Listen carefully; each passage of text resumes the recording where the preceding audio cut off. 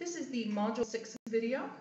So in this module, we're going to start working on what people typically think of when they think of data analysis. We're actually going to start working with our data set. So far in the course, you've learned a lot about background information about data. In other words, where does data come from? Depending on where it came from, what information are we actually able to say and to learn. Now we're going to actually look at examining data sets.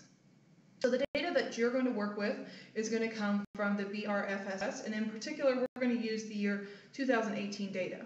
Now, I'm going to provide a CSV of the data set for you on Canvas. You do not have to download the data set from the website. So that file is going to be located for you on Canvas.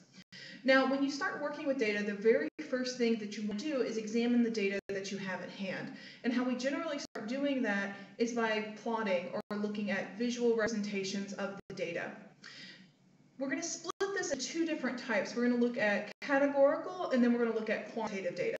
So this module is going to primarily focus on the summarization of categorical data. So you'll first learn what is a categorical variable. And then you're going to learn various ways to summarize categorical variables, including plotting as well as numeric summaries. Now, in order to put this in context of your report, we're going to start actually exploring some of those variables that you identified previously to help answer different questions. So the first thing you're going to do in this module, or one of the first things, is you're going to go through the variables in the BRFSS data set that might help with your research question and find some that are categorical, and we're going to work on summarizing those variables. Now, some things to keep in mind. Previously in Module 4, you already identified some variables that can help you. You're not restricted to those variables for these assignments. You might find a completely different set of variables that you're going to examine. The variables that you look at for this module are going to be categorical ones. And then the other thing to keep in mind, you're going to make several plots and several summaries in this one from that data set, and your group members may be looking at different variables. This is a good thing. So what we're doing now is we're starting to build a body of information that you can eventually put into your report. And so what you're going to find is by the time you get to the next stage of your draft report, you may have made 20 different plots. Not all 20 of these are going to end up in your report. So if you build one of these graphs and you find, that really doesn't give me that much information, or I don't find that information useful, don't worry about that. That is part of analyzing a data set and getting a feel for what's happening with different variables.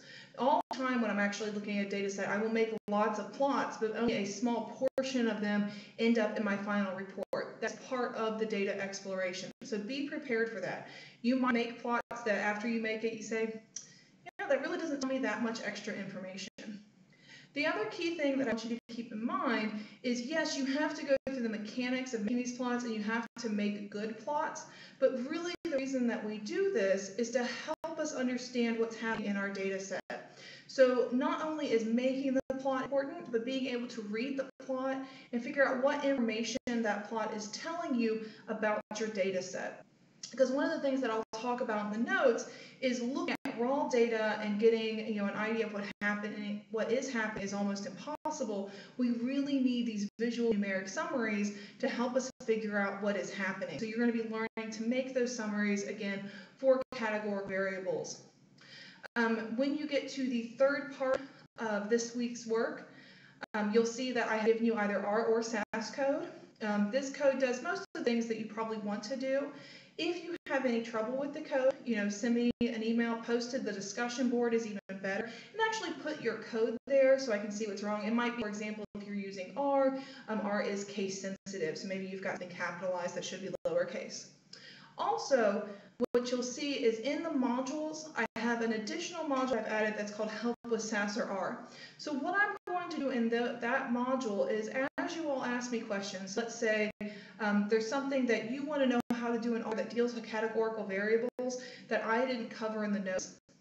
What I will do is I will write that code similar to how I've done in the notes. I'll write that for the Kentucky data set, and I will post that in that supplemental material. So that way other people can, you may say, oh yeah, I want to do that as well. That code will be available there for you to use. So if there's things that I don't have included in the code, just ask me, and I'll be more than happy to supply you with example code to help you do those things.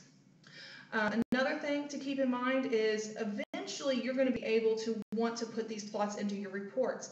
So keep that in mind as you build them. So for example, you'll be able to use different colors in your plots. You might want to think of your overall color scheme that you've been using so far in your report when building these plots. Now, don't go overly crazy. So for example, when you make bar charts, I wouldn't make every bar a different color.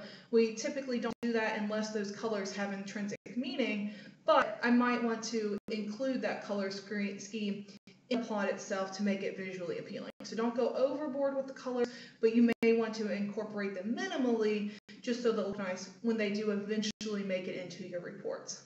So as always, if you have any questions, please let me know. I'm more than happy to help, and I hope that you have a wonderful week.